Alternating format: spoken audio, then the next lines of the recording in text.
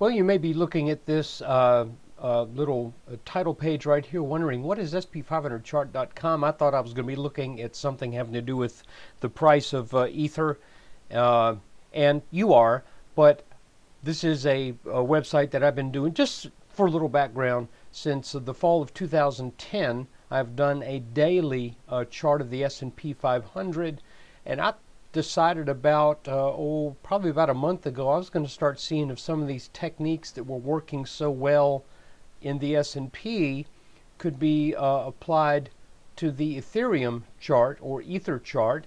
So therefore, that's why this is up here, mainly because it tells you that this video is for educational purposes only, and nothing stated either at this site or in the video you're getting ready to watch is intended to be used as investment advice. I can draw lines on charts, but you have to draw your own conclusions from your own research and make investment decisions that are suitable for your personal financial situation. I am not a licensed financial professional. Far from it. I'm just a guy who draws lines on charts. So let's take a look. Well, first off, we're looking at a daily chart in Ethereum, and this goes back to late last year, and there it is right there. And you see we had that dip going into the end of 2016. I actually bought some Ethereum, some Ethers back here in January and a little bit more in February. Not a lot. To be honest with you, I didn't know what it was I was buying. I was just thought, well, this is interesting, you know. It seems to be a good alternative to Bitcoin. It's certainly not, you know, it had not run up to $1,500, then come back into the $500-600 range, as I recall.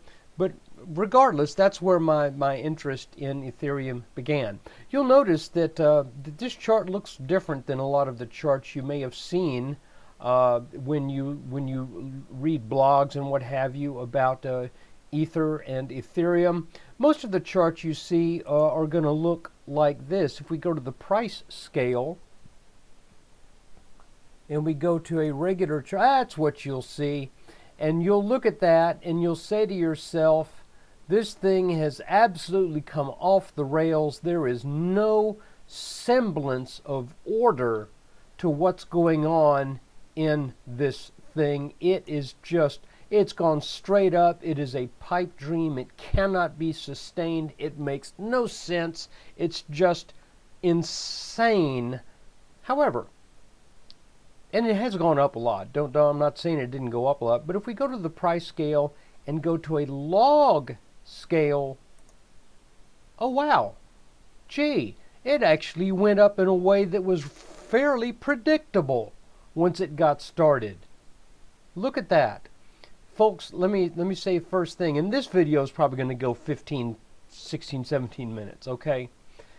Just because we've got a lot to talk about to lay the groundwork for what may follow. You've got to look at charts on a logarithmic scale. You are doing yourself a tremendous disservice if you're trying to make sense of something like this on an arithmetic scale. Cannot be done. It simply can't happen. And here's why. People buy and sell based upon the percent gain. People don't feel a profit when Apple goes up from 154 to 155. There's no temptation to sell from 154 to 155. But if a $1 stock goes to $2, people say that's a double. That's the same move, $1. How about $4 to $5, 25% gain? Heck yeah. Might want to take some of this off the table. 145 to 146, 154 to 155. No. A logarithmic chart shows the proper relationship between percent gain over any vertical distance seen in the chart. That's why this makes sense. That's why these parallel lines make perfect sense. Whereas in a non-log chart or in an arithmetic scale, again, go to price scale, take that off, that makes 0 cents. That's why we use a log chart. Now, oops, I'm a little new to this particular website. So there you have it. Up strongly in a nice pattern, nice parallel channel, then a significant corrective move that started in the middle of June, and that lasted for about a month. And if we zoom in just a little bit on this, I think if we look at it on a 1-hour chart, we can zoom out just a bit and see here's that corrective trend. Again, fairly orderly. It, you know, pretty much in a not quite, but almost parallel lines. A lot lines up at the tops, which is typically what you see in a downward move. Then, look here. Here's where things are going to start getting interesting and start getting appropriate to what we're talking about. Once the price of an Ether broke over this line, it came down a little bit underneath it just for a bit, but then back tested that line twice. It also set up this line of resistance that really became known back, when was it? In the first part of August, around the 1st or the 2nd, and small inverted head and shoulders pattern down here. Inside of that head and shoulders pattern there was a bull wedge that often forms when you see the right shoulder of an inverted head and shoulders pattern. A lot of times that forms with a bull wedge. That tells you we are coming back up to this line of resistance, and in this case we broke out over it, and after that breakout, I'm just giving you the highlights here, after that breakout formed a pretty nicely shaped consolidation pattern right here that itself is underneath another inverted head and shoulders pattern, which has now been confirmed with a breakout. By the way, this pattern right here tells us to expect a return to about 300 as a minimum from that pattern. And then also, if we zoom in and look at things on a 5-minute chart, you'll see some interesting little patterns here. A nicely formed consolidation right there. These two patterns I mentioned in the ideas section on publishing an idea at tradingview.com.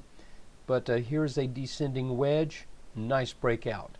Second descending wedge, again, nice breakout. And what are we doing currently at this very moment in time? Well, you know, guys, since we've seen a couple of descending wedges, would not surprise me one bit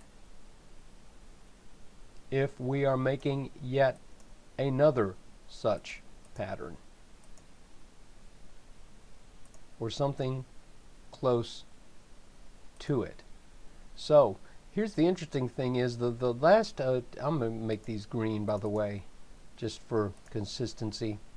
The last time we saw these little patterns, they didn't spend much time inside the boundaries. As a matter of fact, the last two had a touch at the top, a touch at the bottom, top, bottom, then they broke out. They were really quick to get out of that pattern. This one came back underneath it just a little bit to basically what I call the midpoint line inside the pattern. This one didn't. This one got out, back tested, then was on up. This little triangle broke out, back tested, and then did its thing. So would not surprise me if we are right now in the process of seeing another bullish pattern, a descending wedge.